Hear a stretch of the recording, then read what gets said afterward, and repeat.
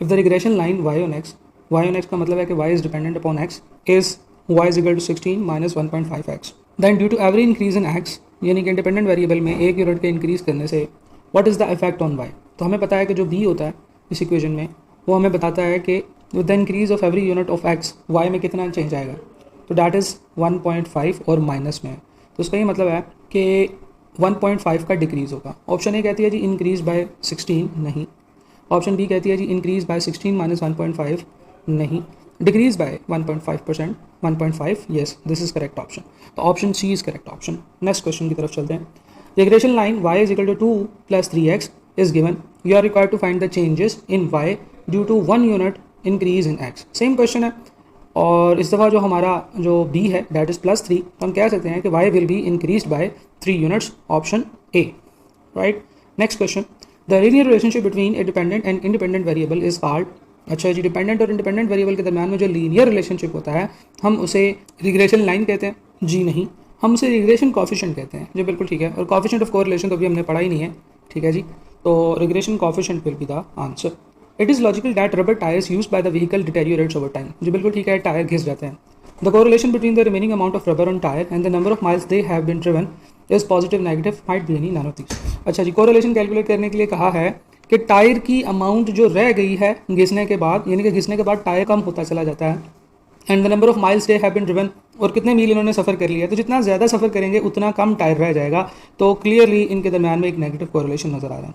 If two variables tends to vary simultaneously, दो variables हैं वो एक ही टाइम में चेंज हो रहे हैं इन सम डायरेक्शन, किसी एक डायरेक्शन में, यानी कि एक इंक्रीज हो रहा है तो दूसरा भी किसी डायरेक्शन में चेंज हो रहा है, इंक्रीज भी हो रहा है या डिक्रीज हो सकता है। They are said to be dependent, independent, correlated, none of this. हम लोग कहेंगे कि they are said to be correlated, क्योंकि अगर एक चेंज हो रहा है तो दूसरा भी चेंज हो रहा होगा, लेकिन किस साइड पे चेंज हो रहा है ये हमें नहीं पता। अगर वो हमें डायरेक्शन बता रहा होता तो हम कहते हैं, फॉर एग्जाम्पल अगर वो कहते हैं कि if two variable tends to vary simultaneously in same direction, अगर सम की बजाय सेम का वर्ड यूज़ किया होता तो फिर हम कहते हैं कि दे आर पॉजिटिवली कोरिलेटेड, और अगर इन ऑपोजिट डायरेक्शन की बात हो रही होती तो हम कहते हैं कि they are negatively correlated, right. Next question देखते हैं जी। y is equal to 1403.57 minus 3.14x, what this regression line is showing. ये रिग्रेशन लाइन हमें क्या बता रही है, positive relation, negative relation, mix relation, no relation. तो हम लोग रिलेशनशिप का जिक्र कर रहे हैं, तो रिलेशनशिप हमें बी से पता चलता है, तो बी का आंसर है जी -3.14, तो इसका मतलब यह है कि इनके दरमियान में नेगेटिव रिलेशनशिप है। अच्छा जी, द एक्सप्लेन्ड वेरिएबल और response is also called dependent variable. Dependent variable के ये दो मजीद नाम हैं, ये आप याद कर लें, एक है जी एक्सप्लेन्ड वेरिएबल और एक है response. Next question, in regression analysis if the value of a is positive and value of b will be, must be positive, may take any value, must be negative, less than -1 और more than 1, right. तो ए के ऊपर dependent नहीं होती हैं B की values, B की जो मर्जी वैल्यू हो सकती है और ए की जो मर्जी वैल्यू हो सकती है। हमने ए और बी की वैल्यूज़ का आपस में कोई रिलेशनशिप नहीं पढ़ा, तो हम लोग कहेंगे कि ये कुछ भी हो सकता है, राइट। नेक्स्ट चलते हैं जी। इफ एक्स बार, यानी कि mean of x is equal to 11.33, mean of y is equal to 33.56, b y on x is this, a कैलकुलेट करना है। तो आपको याद है कि जो ए का फार्मूला होता है वो होता है वाई बार माइनस बी एक्स बार। तो सिंपल है जी, आप फार्मूला में वैल्यूज पुट करेंगे आपका आंसर आ जाएगा। नेक्स्ट क्वेश्चन की तरफ चलते हैं।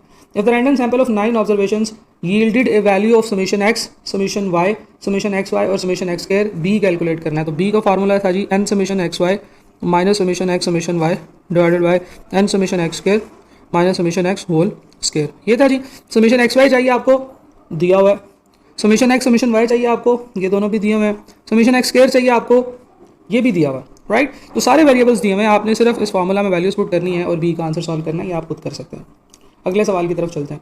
Question number 11, the relationship between number of Pepsi consumed x and the blood sugar content y was studied in 16 male college student by using least square regression. ठीक है जी, जो लोग पेप्सी पीते हैं वो कितनी पेप्सी पीते हैं और उनकी ब्लड में कितनी शुगर निकलती है, इसमें हमने 16 लोगों का एक सैंपल लिया था और उसके ऊपर कैलकुलेशन की थी। The following regression equation was obtained by this study, y is equal to -0.0127 plus 0.0180x, right. The above equation implies that number A, each bottle consumed increase blood sugar content by 0.0127। अगर हम लोग एक बोतल consume करते हैं तो जो blood sugar level है उसमें इंक्रीज 0.0127 का आता है। नहीं जनाब, हमें पता है कि 0.0127 जो है ये तो A है, ये B नहीं है, क्योंकि जो एक्स में एक यूनिट कंज्यूम इंक्रीज करने से वाई में जो चेंज आएगा वो बी होता है, यानी कि वो ये वाला फैक्टर होगा प्लस 0.0180, राइट। ठीक है जी। अच्छा, तो ये ऑप्शन गलत हो गई। On average it takes 1.8 bottles to increase blood sugar content by 1, ये बात भी ठीक नहीं है। सही है जी, ये बात हम यहाँ से आइडेंटिफाई नहीं कर सकते हैं, इसलिए इसको हम यहाँ पे क्लोज कर देते हैं, क्रॉस कर देते हैं। Each bottle consumed increases the blood sugar bye an average of amount of 0.0180। ये स्टेटमेंट बिल्कुल ठीक है।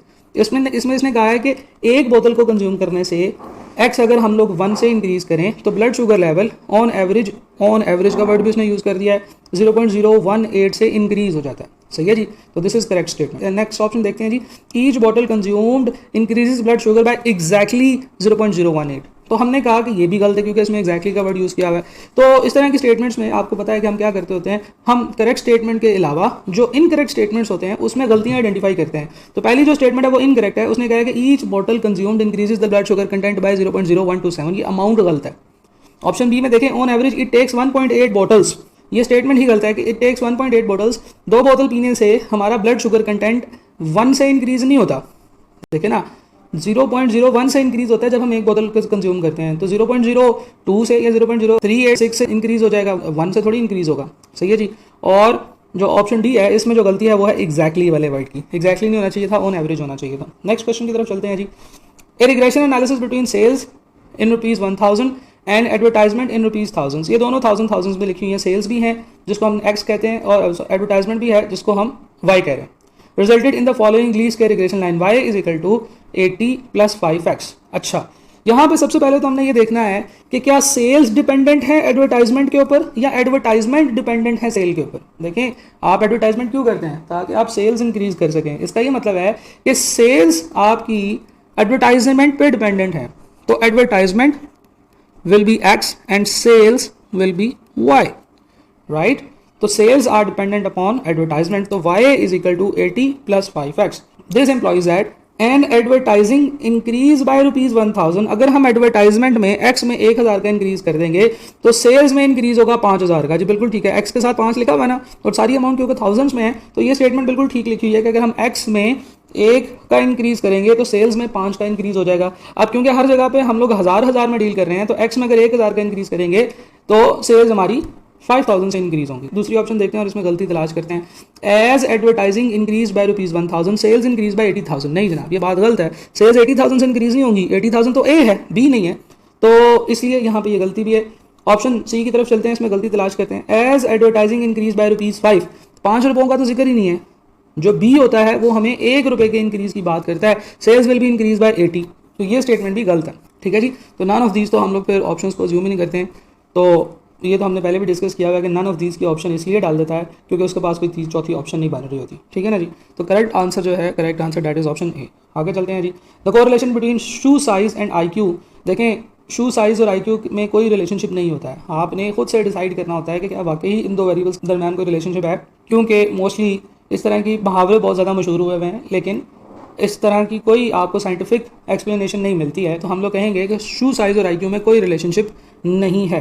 अच्छा जी, नेगेटिव नहीं है जी, इसमें हम कहेंगे कि माइट भी नहीं, कोई रिलेशनशिप नहीं है, हम लोगों को नहीं लगता है कि कोई रिलेशनशिप होगा। The coefficient of correlation can never be, coefficient of correlation किसकी बात हो रही है जी, बी की बात हो रही है। ये क्या नहीं हो सकता, ये नेगेटिव भी हो सकता है, हमने देखा है क्वेश्चन में, ये पॉजिटिव भी हो सकता है, हमने देखा 0 भी हो सकता है। तो correct answer will be can assume any value, ये कुछ भी हो सकता है, राइट। तो ये कुछ क्वेश्चन है जी जो हमने देख लिए हैं। इसके अलावा जो आपके नोट्स में जो क्वेश्चन हैं